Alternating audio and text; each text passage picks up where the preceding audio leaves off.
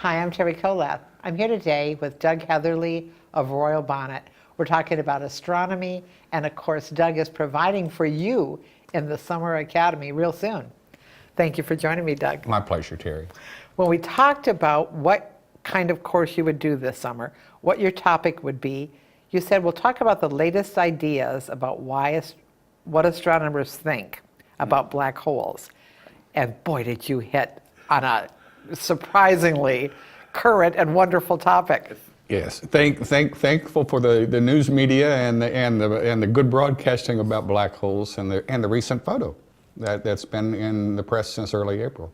Well, I think you put it to the best words in your description. The reality is really stranger than the fiction. I think it is, and I think people will find that as we talk through the strange things that happen, or at least we think happen, around black holes. And it's a topic that has a much longer history than I think we'd even guess. So we'll talk some about that in the course. We'll also recognize that most of what we know has only been developed in the last few years, really.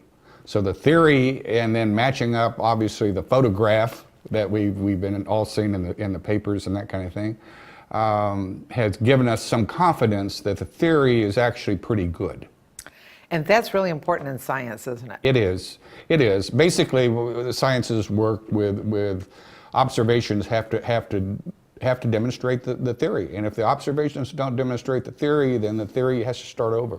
And those of us with regular old minds can't even comprehend how these theories are developed. It's like a formula, part imagination, part math. It is, and the black hole theory, actually, we have to thank Einstein for the mathematics that's behind it.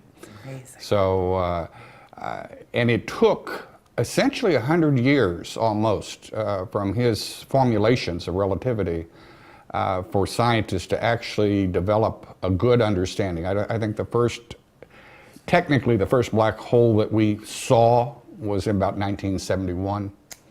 And that was through some X-ray astronomy at the time. So. And the technology has been improving in leaps and bounds, and people are apparently staying up with the technology, how to use it, what to do with it. The technology that's behind this Event Horizon telescope that took the picture is unbelievable in my mind. It was something, it was a type of work I was doing back in the university much earlier, but we didn't have the technology at the time. And that technology really didn't get developed until maybe the 1990s.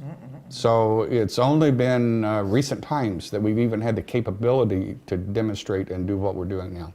So what kept you going? I mean, what kept it going? I think just the possibility. We knew from theory, we knew what could be. And that's part of the innovation, I think, of technologies.